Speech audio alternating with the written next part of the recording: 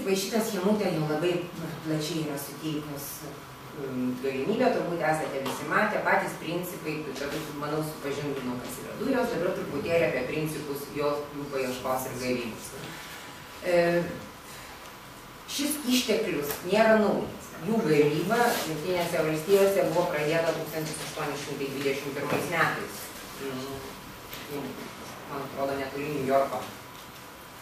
Ir išgaunamos jos buvo tenais net kokį 10-metį, aš manau. Ir gavyba buvo sustabdyta vien todėl, kad paskui pasidarė žymiai ekonomiškiau išgaudinėti tas įprastinės dujas.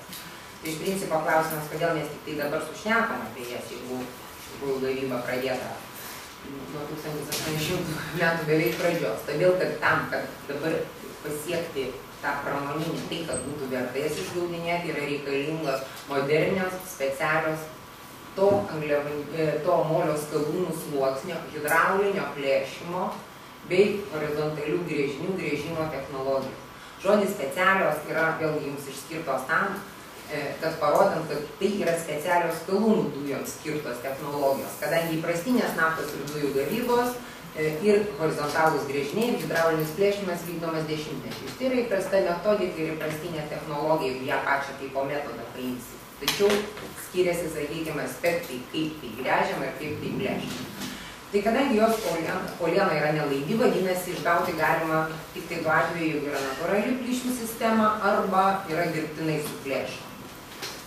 Tai reiškia, iš pradžių išgręžiamas vertikali sekcija, paskui horizontalus gręžinys iki maždaug 3 km dabar jau naujausi ir tam tikrame gylyje pradedamas, čia kaip parodyta, tas hidraulinis plėšimas, tai yra tos uolienos suplėšamos, taip sukuriant taip vadinamą mikroporingumą, kur galėtų tos dujos į tas poras eiti ir paskui gręsti. Plėšimo technologija yra skirtinga ir maždaug jeigu įsivaizduotumėte medžio lapo tas linijas arba kas nors, jeigu tekę yra matyti grūdinto stiklo, neperšaunamo, kai jis dar nesubyra, bet skyla tokiams smulkioms ar net kanalėliais. Tai plėšimas maždaug sluoksnis taip, nes palyginimas yra naftos kompanijos labai vaizdžiai rodo, kuo skiriasi įprastinis hidraulinis plėšimas, jeigu langas skilimas, nesuduštų paprastas, tai yra, mato tokios stambios skylos stiklas, daugmaž visi esat matę. Tai taip atrodo įprastinių ir jeigu sakau, geriausias, jeigu matot grūdintą stiklą dar nesubirėjusi, visiškai kita sistema. Nepavyko atkasti tos skaidrės. Dabar einam toliau į pačių procesą, nes manau, kad tai ir yra įdomiausia. Tada į šitą visą jau gavybos ciklą ir tyrimo įsijungia, sakykime, vandens poreikį. Dabar matot vieną iš tokių tipiškų Jungtinių Amerikos valstybėse gavybos aikštelių. Reiškia, kai jau gręžinys yra įgręžtas, prasideda tas procesas hidraulinio plėšimo. Buvo jūsų klausimas, tai nėra sprogdinimas. Nežinau, net mačiau iš užsienio reikalų ministerijos, nežinau, kas ką išskaito ir išverčia. Plėšoma yra vandeniu, spaudimu, niekas nesprogdina gręžinį. Ir ertmių tai irgi, ta prasme, apie ertmės klausimas buvo iš karto savo ertmių, kaip po tokių nebūna, yra plyšys. Plyšys vėlgi, jis yra, pamatysiu toliau, jis yra nedidelis, nežiojėjai skylė tame sluoksnyje, dėl to hidraulinio plėšimo. Didelių spaudimų injektuojamas į gręžinį, gręžinio bokštą, specialus skystas mišinys, mišinio reikia labai daug, iki 16 milijonų litrų vienam horizontaliam gręžiniui.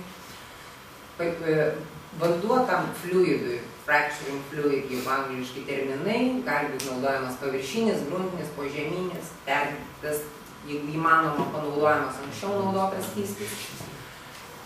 Toliau propantas. Propantas tai yra iš principo smėlis. Priklausomai vėlgi, kokį tą kiekviena naftos bendrovė naudoja savo mišinį, tai mišiniai laikomi paslapty didžiulėje, tai yra komercinė paslaptis, niekas, jeigu taip atvirai pasakius, iki galo nežino, kas ten pilama ir kokie chemikalai ir cheminiai priedai, kurie sudaro nedidelę dalį, tačiau jie yra maišomi ir į plėšimo skystį, ir į propantą vadinamą. Tada visas šitas plėšimo skystis yra injektuojamas į gręžinį ir kartu su sluoksnio vandeniu, kadangi kiekvienam geologiniam sluoksnį, net ir nevandeniniam horizonte yra tam tikro fluido poros ir kai jisai suplėšomas, be abejo, šitas visas skystis kartu su su injektuotu vandeniu, paskui dėl slėgio skirtumo per eksploatacinę koloną gręžinio vėlgi kyla į paviršių. Per pirmas 2 savaitės atgal yra išpompuojama nuo 20 iki 75% to, ką supompavom. Ir paskui tas skystis, aišku, čia jau išsirptas į viršų, jis yra separuojamas, atskiriamos dujos, nafta ir šitas panaudotas vanduo. Šį čia matote, sakykime, Jungtinių Amerikos valstijų Teksase, turbūt visi žinote, vyrauja, kur nėra vandens, kurį reikia atsivežti, taip pat reiškia neatskiriamas, kuo jau skiriamasi, tai yra rezervuarai ir baseinai tam skysčiui, kuris naudojamas ciklo pradžioj ir skysčiui panaudojam. Jis visas yra atvežamas ir yra visas išvežamas. Utilizavimui arba laidojimui ar taip toliau. Reiškia, esmė, tas skystis išplečia, sukuria, reiškia, dėl slėgio, jisai sukuria tą mikroplyšiotumą, smėlis ir propandas, reiškia, tie smėlio grūdeliai išplečia tos plyšius ir išlaiko jos atvirus. Kadangi vėl naujausi tyrimai rodo, priklausomai nuo geologinių sluoksnių, tie plyšiai vėl užsilydo, tai yra toks vadinamas giliai. Kai kurie iš jų pagal naujausius tyrimus net labai greitai, po 3 mėnesių, turėtų laikyti iki metų. Žodžiu, čia dar irgi vėl nėra iki galo aišku.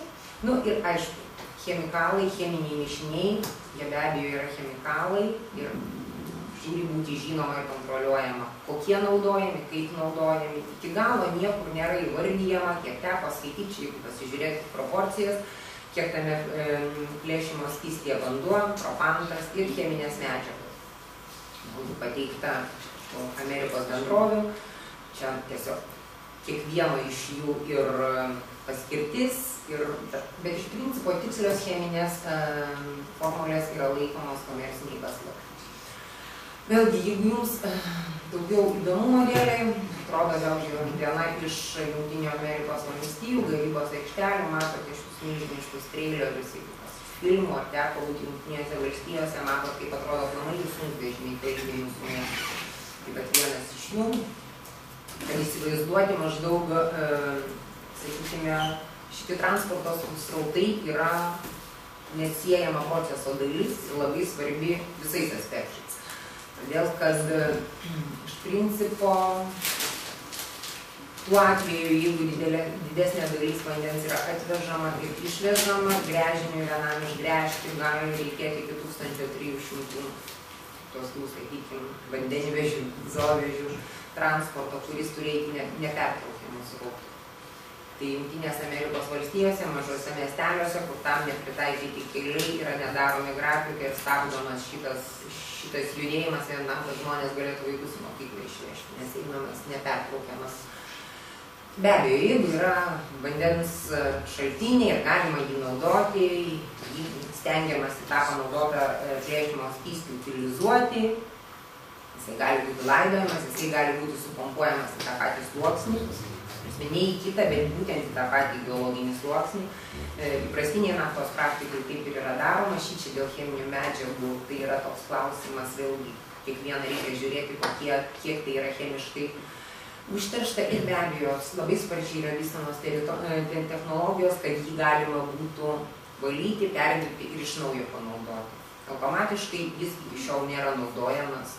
Prasme, tai tokie įdomesni galbūt įžangai aplamai, tačiau Jungtinėse Amerikos valstijose gręžiniai įrengti visur. Vidury mieste, taip vadinamam šitam roundabout, Teksase, vidury Dalaso oro uosto pagrindinės pajamos yra iš skalūninių dujų gavybos. Dabar milijardais dolerių. Štai, kad gręžinys stovi, kaip jau mato, pačiam oro uosto teritorijoje, prie pakilimo takų.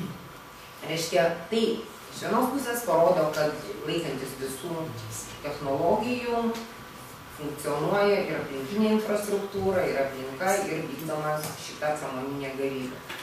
Dabar, kodėlgi mes kalbame dabar, iš principo, o ne anksčiau, todėl, kad tik dabar buvo išvystytos tos technologijos, jos buvo daug metų Jungtinėse valstijose vystomos ir tik tai ir Jungtinėse valstijose, kur yra vienintelė šalis pasaulyje, kurioje vykdoma pramoninė komercinė gavyba, tik tai nuo 2008 metų tai jau tapo, sakoma, ekonomiškai naudinga.